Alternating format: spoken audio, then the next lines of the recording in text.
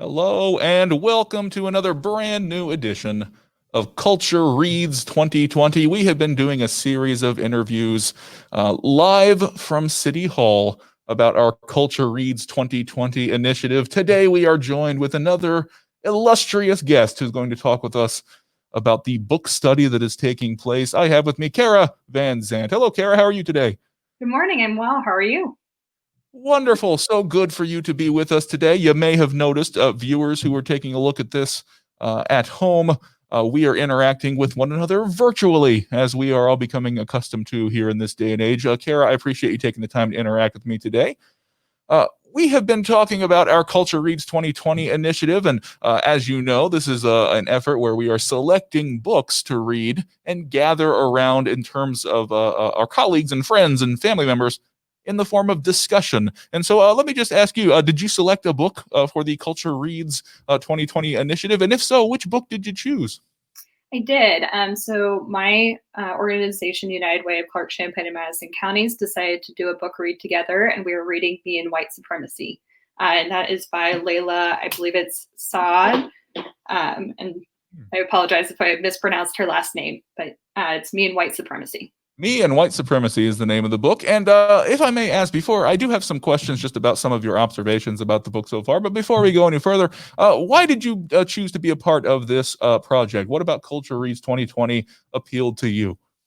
Yeah, so the world that we live in now is kind of changing, and we're trying to include more people and be more diverse. And it's not always easy understanding exactly what that means or how to go about it in the best way. So when this book read came up, we saw this as an opportunity to expand our horizons, to move forward as a community, and just kind of learn a little bit more about ourselves and how we can do that better. Marvelous. Thanks for sharing that. I have some questions about some of the content of the book. Again, the name of the book for you, those of you listening in, if you missed it there, Kara has selected "Me and White Supremacy" by Layla Saad as a book to read. We are going to get into a couple of specifics just to get some ideas out there. But before I go any further, you've had a chance to get started on the book. You've had a chance to read a portion of it so far. Is there anything that's standing out to you as a key lesson or key idea, something that's personally resonated with you as you've been reading? Yeah, so for those who don't know, this book is broken down into 28 weeks or 28 days. So there are questions and prompts with every day, and there's a different idea that's surrounded in a different topic every single day. One of the things that have really jumped out to me in this book is the idea of white silence. Not being an advocate and jumping out into these conversations can be just as bad and as harmful as standing up and saying something on the opposite side. So by not partaking in the community and by not partaking in these conversations is just as harmful, and that's really resonated with me because sometimes it's hard to share something on Facebook or to put your opinion out there and not wanting to offend somebody, but at the same time I appreciate you sharing that. And any viewers that were able to catch last month episodes, we had a little discussion about that concept of white silence. And so I appreciate you echoing that because it's good for us to keep those things in mind as we're beginning to learn and grow as individuals. I have a few thoughts here that have been put together just about the book itself, and I would love just to get some reflections from you, if that's all right. You mentioned this already, but the book "Me and White Supremacy" it is divided up into a series of weeks, and it's not just a book to read, but as you mentioned, it invites some journaling and some reflection.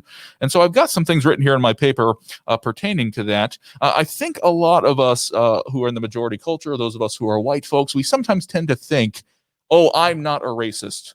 Like me as an individual, I'm not a racist person, and as a result, sometimes we kind of let ourselves be one step removed from the conversation.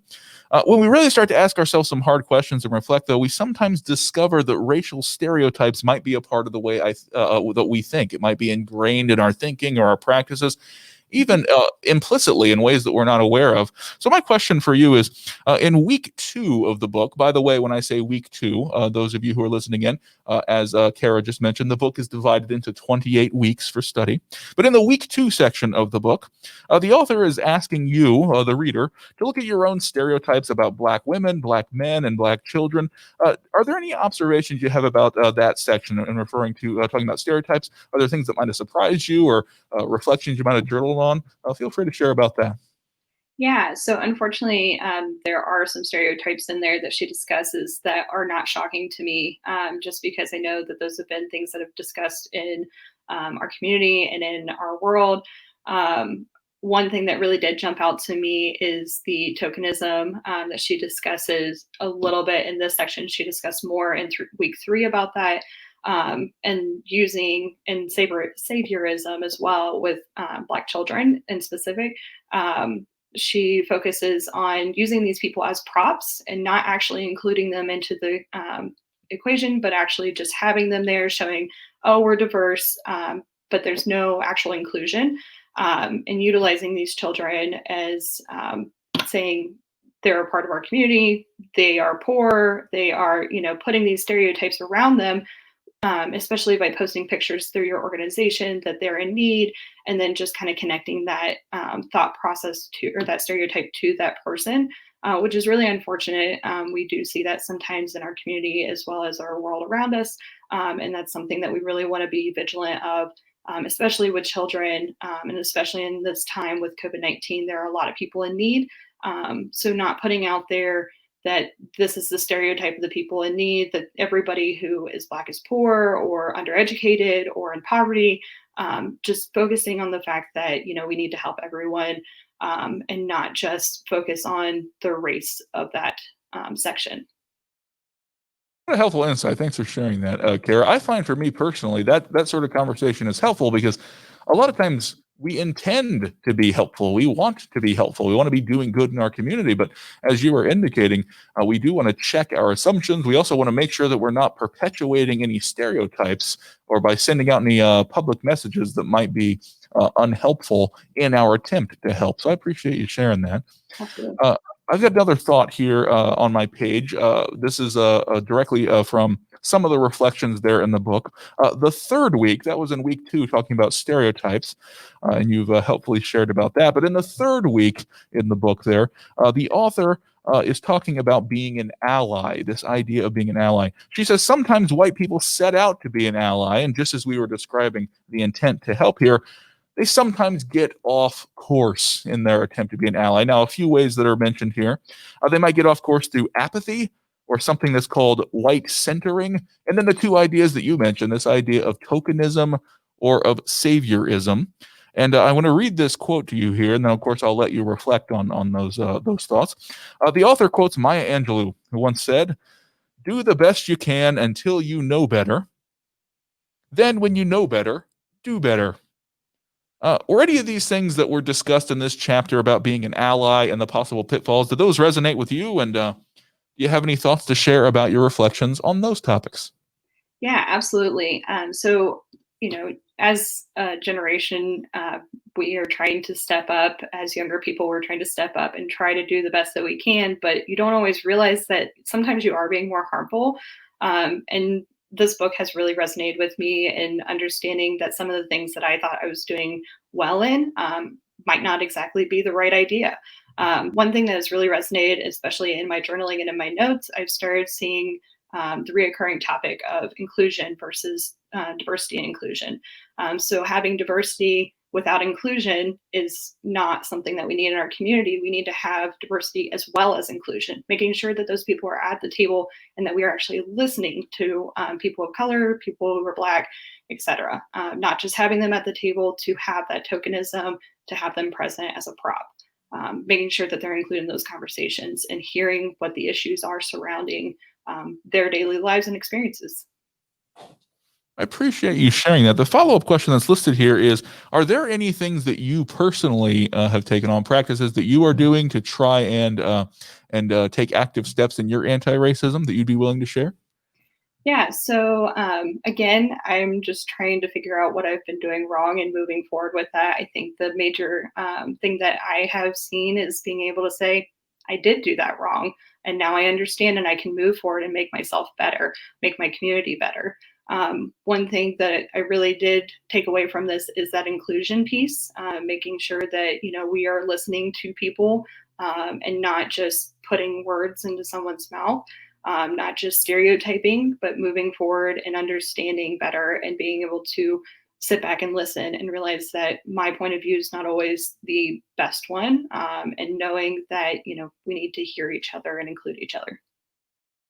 What a helpful insight. I appreciate you sharing that. Now, of course, everyone listening into this, we've only discussed just a few, a little fraction of the ideas that are present there in the book. And then, as Kara has described for us, if you select me and white supremacy, there's plenty of opportunity for you to reflect on your own personal reactions, your own reflections on the text. We've just given you a little peek, just on the surface level. If you want to learn more, of course, you can be a part of a similar book study. Now, if it's okay with you, Carol, I've got you. I'll let you go in just a minute, but I have a few more questions. I want to backtrack a little bit, if that's okay. At Yeah. the beginning, I think you mentioned that with your colleagues at the United Way is the group that you're working with. Did I get that right? Yes. I think it might be helpful for some of our listeners. Some people may have never been a part of a book study like this before, so I'd like to give lots of examples of what it looks like for different people. Could you just give some insight about how it works for your group? Do all of you are reading the same book, for example? How does your interaction go around this book, just as an example that people might follow? Yeah, so it's been kind of interesting because we've all been working from home recently, so we haven't been able to gather and have these conversations as we normally would. But being able to just kind of connect and say, "Hey, did you really think about it this way?" Or if we're discussing a topic that's happening in the community, just applying what we've learned from the books, and being able to say, "Hey, that's a great idea, but we didn't think about it this way. Let's apply that book, or let's apply that knowledge that we've learned and experienced together." So just having conversations together, and being open more to that discussion of, it may not always be the rainbow and sunshines kind of discussion, but realizing that those hard discussions and those hard questions need to be asked and discussed at our table. And I think that's been one really great thing that our organization has focused on, is being a part of those hard discussions and making sure that we're listening to each other and reminding each other that, the easy way is not always the best way. Thank you for sharing that, Kara. I have heard so many marvelous examples of how people are taking part in culture reads. In some cases, like you, people are working together as an organization with their colleagues and their coworkers. Some people are gathering in their faith community, their church or their mosque or their synagogue. They might want to gather together and read a book and have a discussion. Some people are just gathering friends and neighbors. I also appreciate your helpful distinction there about nowadays in the age of COVID-19. Some of these conversations might be happening like this remotely, but I so appreciate you sharing your example. I have one last question for you, Kara, if that's okay. There might be some people listening in who are a bit on the fence here. They're not sure if they want to get involved in Culture Reads 2020, if they'd like to do this book study or a book study like it. What might you say to somebody who is curious about getting involved or not sure if they want to get started? Do you have anything in terms of a word of encouragement you might want to share for those people? Yeah, I would definitely say it's hard. It's really hard sitting down and being dedicated to a book like this. And this is something that she talks about in Me and White Supremacy is, it's easy to say, all right, I'm done reading this because I'm frustrated, because it is frustrating work. It's hard to understand and rethink how your life has been and how you react to situations. But it's important. It's the most important thing that you can do is self growth, to make sure that you are educating yourself, make sure that you are putting yourself out there in your community. So it is, I would say that it's the most important thing that you can do is to continue your growth. And I know that it is hard, but being able to open up and having those discussions with people in your community makes it a little bit easier, and bounce ideas off of someone, and just being open to realize, again, it is very hard, but it is important.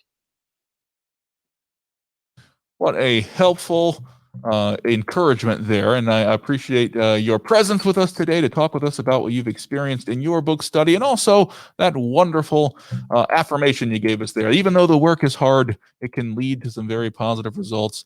Thanks so much, Kara, for your time. Once again, we had Kara Van Zant with us talking about the book. I will mention the name of the book one more time because, again, in Culture Reads 2020, the selection committee has selected 3 titles. Kara selected one of those. The book is called Me and White Supremacy. The author is Layla Sad. And again, it's not too late for you to be involved. Thanks again, Kara, for being with us. I so appreciate your presence. Thanks Thank for sharing your wisdom. Thanks for having me. I appreciate it. As we conclude our time together, let me tell you, it is not too late to get involved in Culture Reads 2020. A few ways you can get involved. First of all, our local library, Clark County Public Library, has some copies of the books for Culture Reads 2020 available. Keep in mind that these books are being kept separate from the general circulation, the general books that are in the library. They are being held specifically at the reference desk.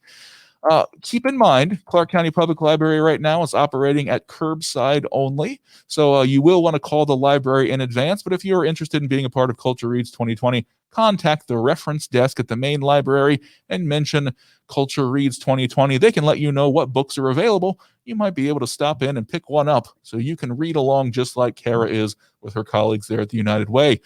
The other way you can get involved, you can go to springfieldohio.gov/culturefest. You can read some more there about the project. You could sign up. You could also watch a video describing the project. Once again, that was springfieldohio.gov/culturefest.